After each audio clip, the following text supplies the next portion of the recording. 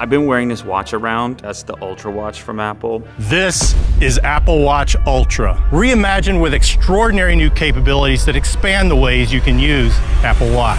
People are wondering just how capable it is, whether or not it can act as a replacement entirely for a smartphone. Is the battery big enough? Ultra has the biggest battery of any Apple Watch yet. Is the screen big enough? Is our biggest, brightest display ever in Apple Watch.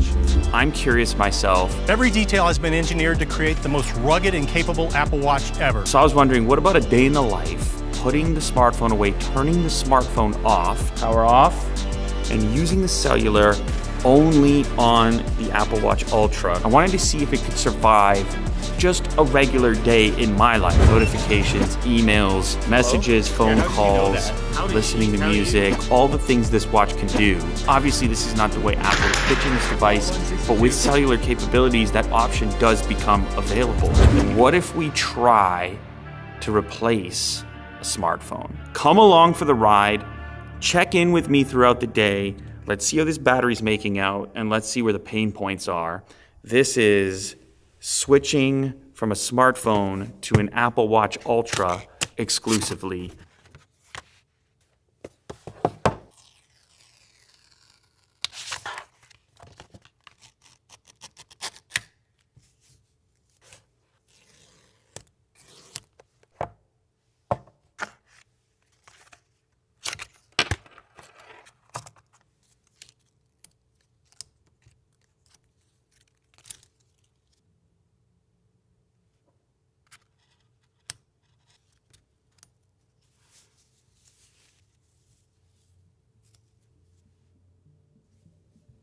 We're kicking it off at 10:49. This has been off the charger for like 20 minutes at this point, still at 100. I have the always on display turned on. That can be one of the bigger battery drains. Notifications from almost every application are gonna be coming through to this as well today. So let's go ahead and turn off the smartphone. By the way, quick shout out. We got all the colors in for the 14 series, 14 Pro and Pro Max for later case.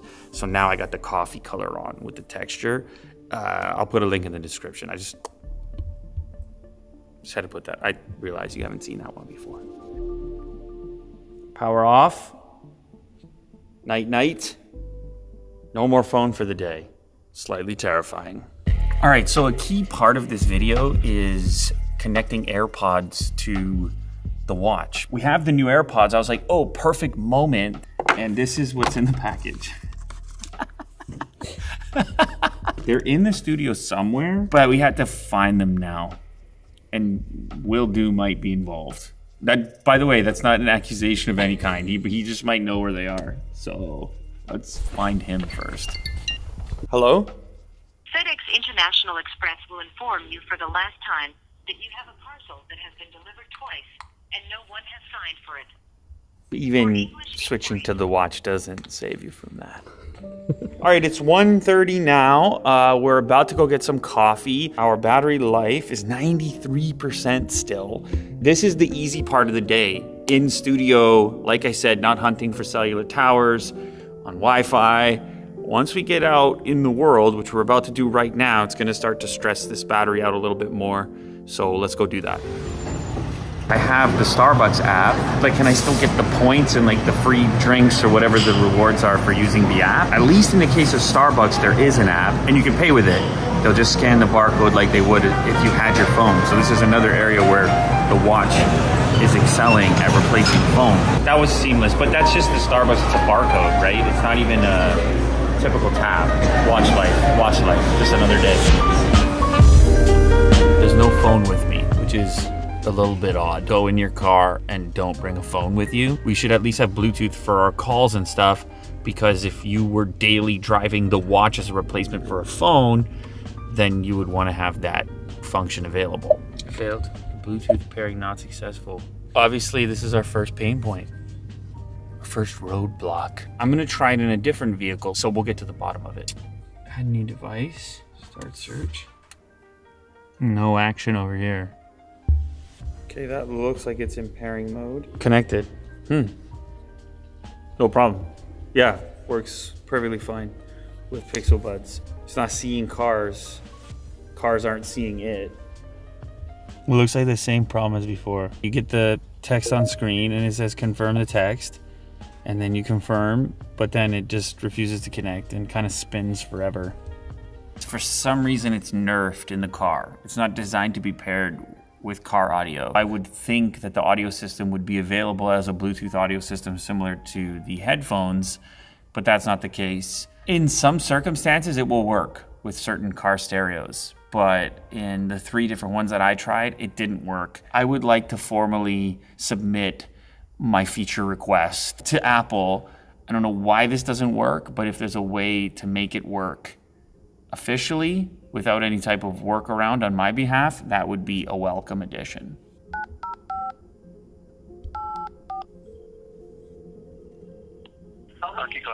Hey there, I'm just wondering if you guys have any ice available today. The earliest one we have is 4:15. Yeah, that's fine. 4:15 works. Yeah, 4:15 you're in. Perfect, thanks. He doesn't know that I'm on a watch. He thinks I'm on a phone. That's kind of fun. Listen, it's quiet in here. I don't think it's the most challenging environment to have a phone call in. I don't know that we've achieved very much at this point, but we've successfully made a couple of phone calls here. Hello? Hey, what's up? Yeah, how did you know that? How did she tell you? Okay, all right, I'll see you soon. Bye. That's loud and could be annoying, I guess, to people in the vicinity, but it's like doable in a pinch. Obviously, AirPods would be superior here, which I forgot again in the car. Oh, battery update. 227, we're down to 89%. It's slowed down. I feel like the battery consumption has slowed down a little bit. Maybe that phone call knocked down a couple more points, but so far, I'm pretty, kind of happy with it so far. Damn, actually, the burger looks pretty good too right now. Yeah. Ready? I mean, I'm not surprised by the payment part. There's one more thing you can do with your watch in 2022 with no phone present at all. Hey Siri. Hey Siri. I'm gonna crash. Hey Siri. Another activity that is pretty typical around here is shooting thumbnails. This one's a little bit interesting. I think you'd agree. Check that out. Prototype. AirPower. The biggest Apple failed product. Go watch that video if you haven't yet. We couldn't track down the AirPods, and then Mo was like, well, Will's definitely involved in the disappearance of the AirPods. And I was like, all right, whatever you say. We call up Will. He's like, I am absolutely not involved in the disappearance of the AirPods, at which point Mo opens a different drawer, one of his favorite drawers, and he does track down the new AirPods. They are very similar looking to the previous generation of AirPods. We do have the later case on the new and old AirPods. There it is. Noise cancellation is some serious stuff on here. Very granular tuning of the crown here for volume adjustment. Headphones sound good. Wow, the noise canceling is better now. That is impressive stuff. Hockey is also a big part of my life. I'm basically on the ice every day. Typically, I'm not wearing a watch. I'm not trying to track any fitness aspect of being out there. Obviously, today will be different. We'll see what kind of a dent that makes on the overall battery life. 343, 83% battery right now. Now, since this is the Apple Watch Ultra, you have this orange action button, which is user configurable. This just brings up a bunch of typical workouts, and you'll see none of them say hockey. You go to the add workout section, and they actually do have it right there. Now it's ready to go. I'll click the action button and go straight into hockey, since it's a frequent activity of mine.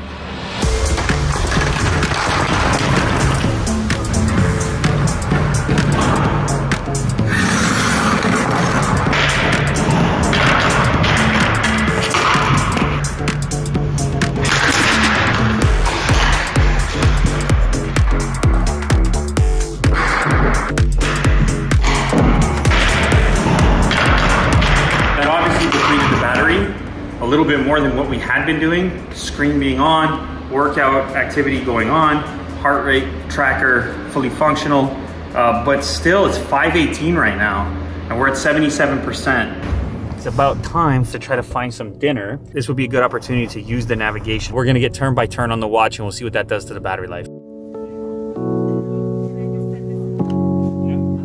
This thing's been going all day. I just ate a meal. I feel fantastic. I had the entree, I had the appetizer, I had the dessert and the beverage.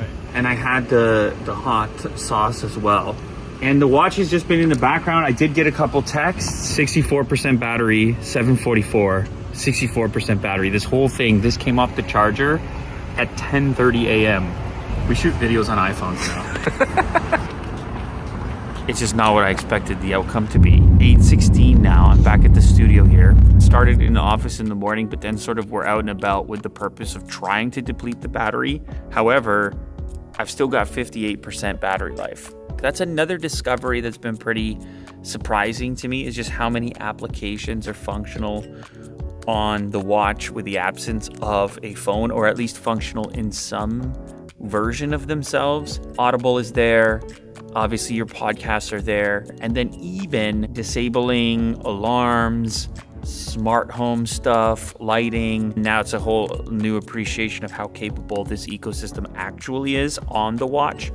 But all of this is dependent on battery life. And that's the area where I haven't had the best experience with smartwatches. Given kind of what I've thrown at it to this point, I'd say this 58% is a success sitting here at 8:20 p.m. We're just going to continue using it until it actually hits zero. We'll see what happens, and I'll see you in a bit. The watch is still going. It's still kicking. I just paid for this coffee and this bagel. No, I'm down with the sponsorship. It's fine. Yeah, so it looks like you can't get very much data on the watch itself. Not ideal. Pretty much all you're able to see in the watch is the amount of time slept, a little line, and then a graph of a previous period of time. Obviously, if I was in the app on the phone, I would have a totally different interface, which would show me a lot more information. Not ideal. This marks roughly 24 hours since this was originally taken off the charger at 100% battery. So we have crossed the 24-hour threshold. 22. Still going here, and I've been listening.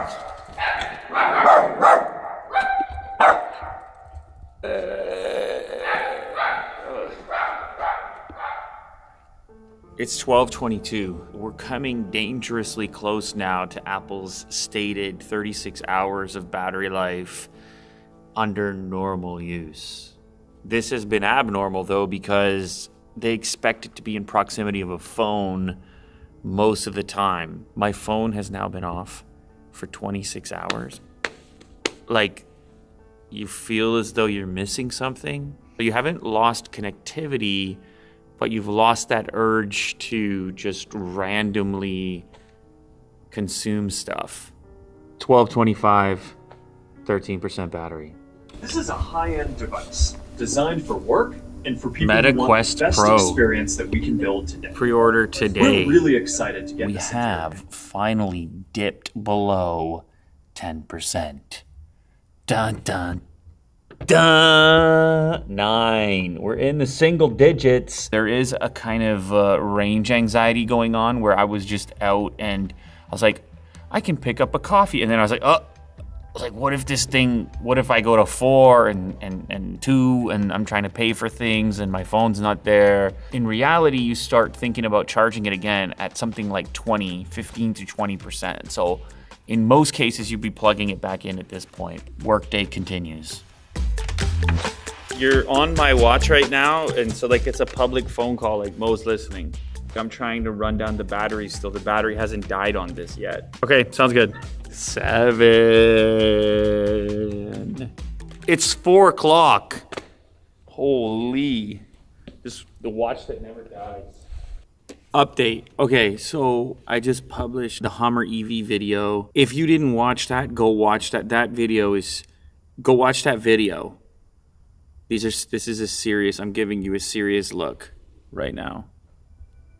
I put out the Hummer EV video, I answered a couple of emails, and I sent a couple of texts on the watch itself. No phone in sight, watch life living on its own. I think we have like 2 hours left. My battery's 3% after that endeavor. I also turned off Wi-Fi, as you can see there, in order to run down the battery more quickly, which it does ever so slightly. I don't know how many people are prepared to completely replace their phone with a watch. And I don't think it's many, but I think some are just curious about what that life would be like. I've taken phone calls, I've sent and received text messages, I've used it for navigation, I've used it for fitness tracking, I used it for sleep tracking last night, and I've listened to music on the device using AirPods. Pretty much everything you can do on here, I've done. My biggest takeaway is just the psychological aspect of not having a phone around you. When I got home last night, there was no phone nearby. When I woke up this morning, no phone nearby, nothing to reach for, no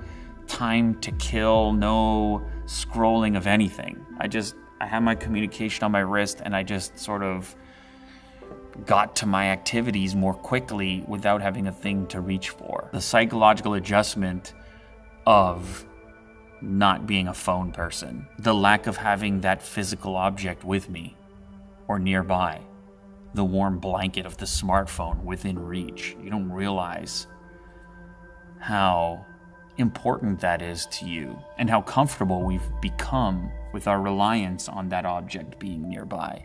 Listen, this is a real possibility that if you wanted to do some type of digital detox, but yet you still wanted to have many smart features and you were curious about doing it with a wearable, the Apple Watch Ultra can definitely do it. I hope you enjoyed this experiment. I think I have. I think this thing exceeded my expectations. I didn't expect it to do what it did. We're at 2% right now. I think we can cut it there. I'm impressed.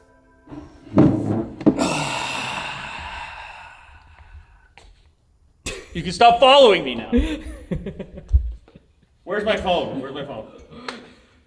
Oh yeah, you need your phone back now. Today's episode has been sponsored by Vankyo, the V700W Performance 1080p Full HD projector, 420 anti-lumen brightness, Dolby audio. This little baby comes in around $299. Plus you get this stylish carry bag. If you buy this, you get one of these too. 1001 contrast ratio, immersive 360 sound, bi-directional Bluetooth 5.1. Here is the projector.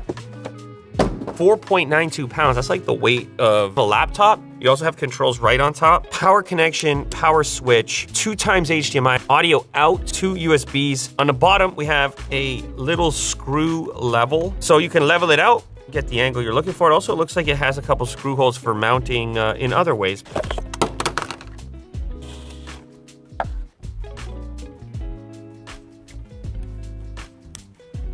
You know what that's for, Mo?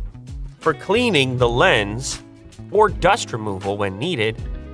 Please keep them well for future use. Your remote, important buttons for nav, okay, a mute switch. It's kind of like a sheet, but it's a little bit stretchier. 3M clips included. I presume this is for hanging this up. 2 times 5-watt speakers. Oh, the other cool thing is it's bi-directional Bluetooth 5.1. You can either receive a Bluetooth signal from here to a headset or a wireless speaker you want to use, or you can send content to it via Bluetooth if you want to play something on here from your phone, for example. You can also adjust the screen size anywhere from 49 all the way up to 224. So thanks again to Vankyo for sponsoring this episode. If you are interested in this projector, be sure to check the description for all the relevant details and, of course, a link to pick one up.